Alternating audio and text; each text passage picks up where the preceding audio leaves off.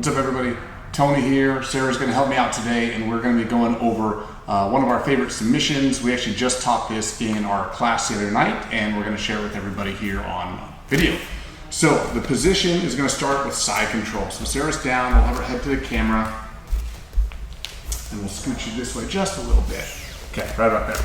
So this one you can do gi and no gi, so it doesn't really matter what setting it's going to be in. But we're going to transition from the side control to the knee on belly position.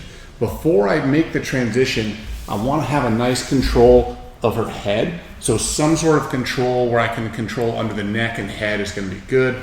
I rarely jump up without something like that already in place first, because I want to be able to control her and minimize her mobility to a degree. Okay.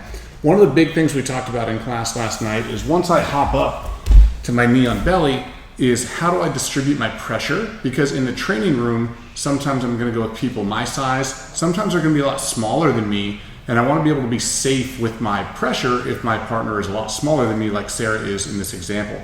So if we rotate just a little bit, you can see that if my heel and my butt are really close together like this, she's not feeling a lot of pressure. It controls her a little bit, but we could sit here for a long time and Sarah's going to be okay. It's not going to be too uncomfortable. But if I were to do something where my hip goes out forward over my knee like this, move Sarah's arm so we can see. If my hip goes forward like this, it's going to be a lot more pressure. Just for safety, we'll have Sarah do that on me probably, since size works out a little bit better there. So what you'll see is when she's squatting down low, I don't feel a lot of pressure. But when she comes up high and she pulls on my head, this is a lot more pressure. Okay? So when you're training, scale how much pressure you put on to the situation. Is it a hard match with somebody your size? That's one situation. Is it something where the person's a lot smaller than you, they're less experienced than you? We don't need to go full pressure on this. Okay? But in a match, and this is the scenario we were talking about last night, is like a submission only type situation where this person might just be clammed up and not even trying to get out, they're just trying to survive. I need to pressure them into making some movement so I can start hunting my submissions. So we'll turn this way just a little other way. So I'm here and we're gonna say I put a whole bunch of pressure on and she's like, this is awful, I wanna get out. You're gonna see she's gonna put her hand on my knee.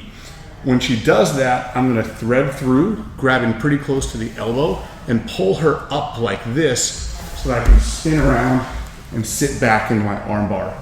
As I go into the armbar, I make sure that my knees are squeezed tightly.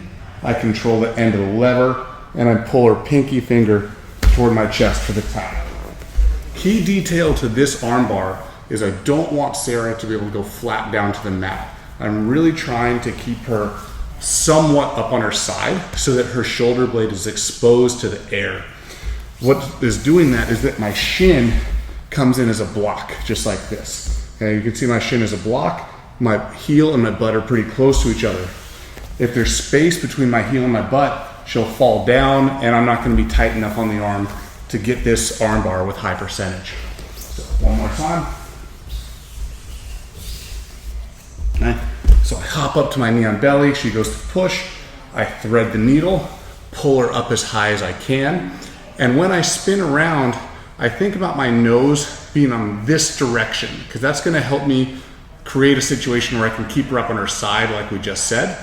If I let my head fall this way, I tend to go too far away from her and I'm never going to get the arm bar.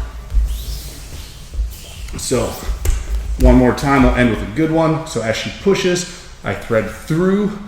As I spin my leg around, I think about my head mostly going that way until I've got everything locked up and I'm ready to sit back with nice control. Pinch the knees tightly, control the end of the lever, and I get my nice tap right there. Okay?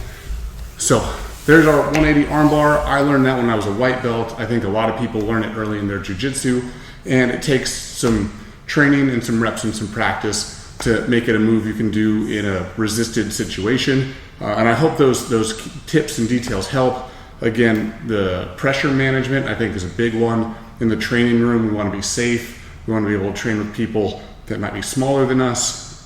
might be older than us, might be less experienced than us, and be able to train safely, and that pressure management is a big part of it. And then on the spinning part, that idea of where does my head go, I think from my experience is one of the things that makes or breaks the move.